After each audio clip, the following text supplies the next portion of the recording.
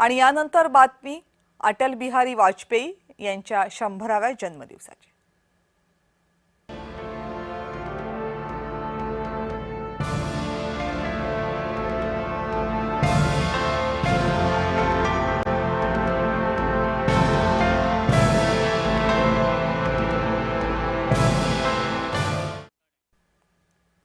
अटल बिहारी वाजपेयी भारताचे माजी पंतप्रधान। आज अटल बिहारी वाजपेयी यांची 100वी जयंती। त्यांचं नाव कानी पडलं की चेहऱ्यावर अनेकांच्या स्मितहास्यच उमटतं। अटलजी खरं तर राजकारणात होते, पण त्यांचं व्यक्तिमत्व हे राजकारणापुरतं कधीच मर्यादित नव्हतं। ते कवी होते। त्यांच्या काही कविता तर आजही लोक आवडीनं ऐकतात, अगदी तरुण पिढी सुद्धा। उत्तम वाचक होते। त्यांचा व्यासंगही दांडगा होता। सगळ्यात महत्त्वाचं म्हणजे अटलजी हे स्वातंत्र्योत्तर भारतातल्या सर्वोत्कृष्ट संसदपटूंपैकी एक। संसदेमध्ये ते रमायचे असं त्यांचे चरित्रकार सांगतात। संसदेतले वादविवाद, संसदेतली भाषणं, संसदेतलं कामकाज, विधेयकांवरची चर्चा, अनौपचारिक गप्पा हे सगळं त्यांना आवडायचं।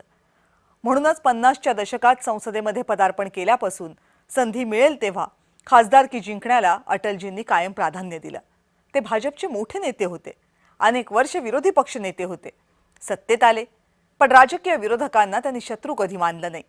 संसदेत विषय सुरू असताना विरोध केला, पण सभागृहाबाहेर कधी कटुता बाळगली नाही।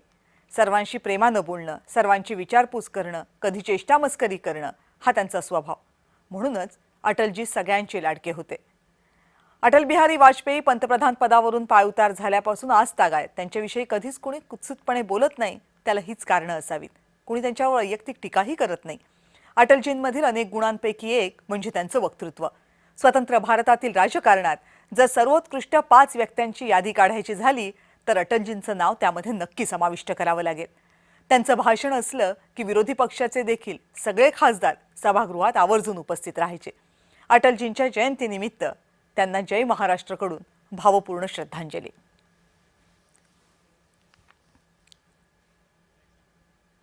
अटलजी जेव्हा भारताचे पहिल्यांदा पंतप्रधान झाले ना, तेव्हा त्यांचं सरकार हे फक्त 13 दिवसांचं सरकार होतं। 13 दिवसच टिकलं। राजीनामा देण्याअगोदर त्यांनी जे भाषण केलं, आजही त्याला लाखो व्ह्यूज मिळतात। 28 मे 1996 ला केलेल्या या अजरामर भाषणाचा आज अटलजींच्या 100व्या जयंतीनिमित्त छोटासा भाग बघूयात।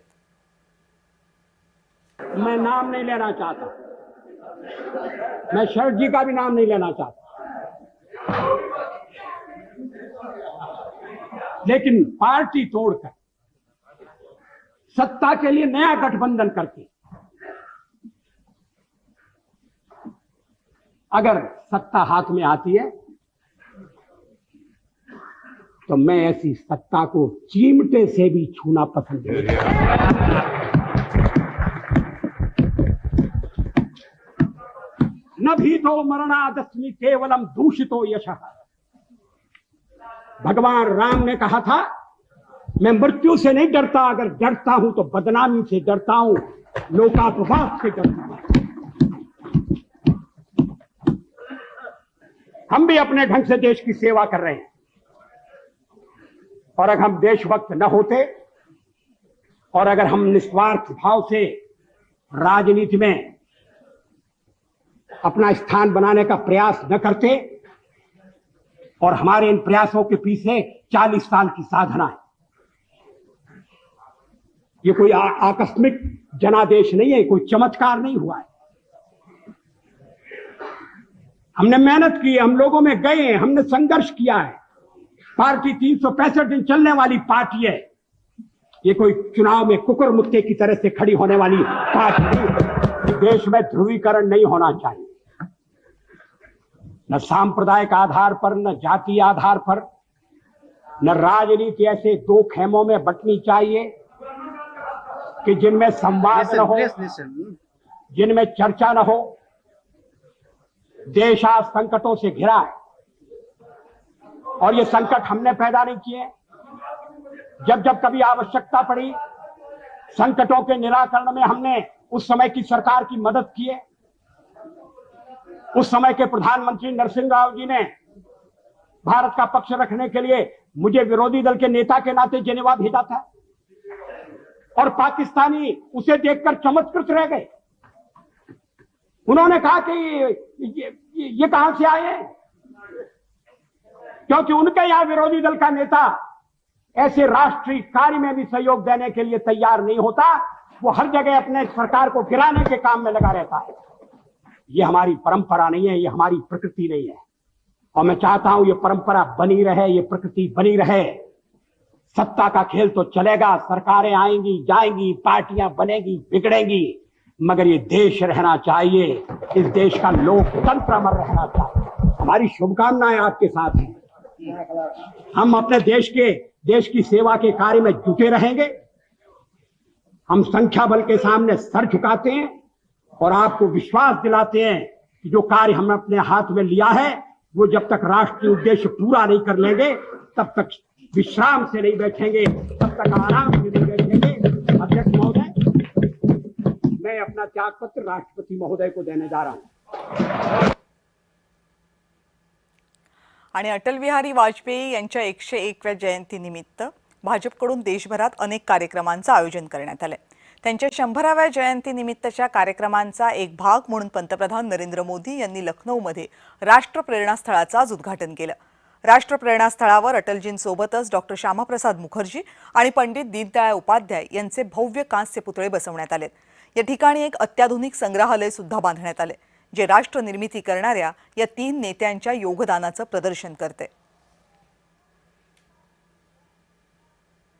सरदार अटल बिहारी वाजपेयी जी का जन्म शताब्दी महोत्सव का वर्ष है और सरदार अटल जी कहते थे, अंधेरा छटेगा, सूरज निकलेगा, कमल खिलेगा, तो यह केवल मात्र एक आशा नहीं बल्कि भारत राष्ट्र के उज्जवल भविष्य को लेकर के उनके अडिग विश्वास, दूरदृष्टि और दृढ़ संकल्प का उद्घोष था।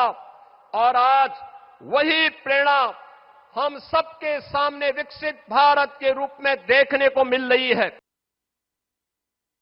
भारत रत्न अटल बिहारी वाजपेयी जी,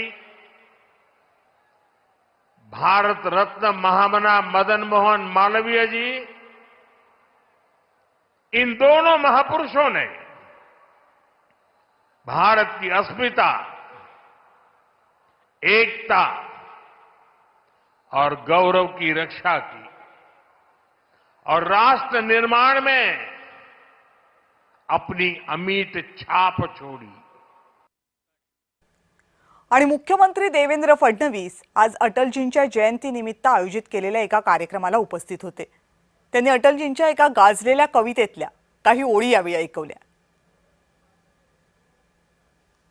अटलजींचा एकूण औरा असा होता की ज्यावेळी नरसिंहराव देशाचे प्रधानमंत्री होते आणि पाकिस्तानच्या विरुद्ध भूमिका मांडण्याकरता युनायटेड नेशनमध्ये कोणाला पाठवायचं, त्यावेळी नरसिंहरावांनी आपल्या परराष्ट्र मंत्र्याला पाठवलं नाही। तेव्हाचे विरोधी पक्षनेते असलेल्या अटल बिहारी वाजपेयींना विनंती केली की अटलजी, भारताची भूमिका तुम्ही योग्य प्रकारे मांडू शकाल, आणि अटलजींनी ती स्वीकारली आणि तिथे जाऊन भारताची भूमिका अटलजींनी अशी मांडली की त्या ठिकाणी झालेल्या वोटमध्ये सगळे देश भारतासोबत आले आणि पाकिस्तान वेगळा पडला। हे अटलजींचं कार्य होतं।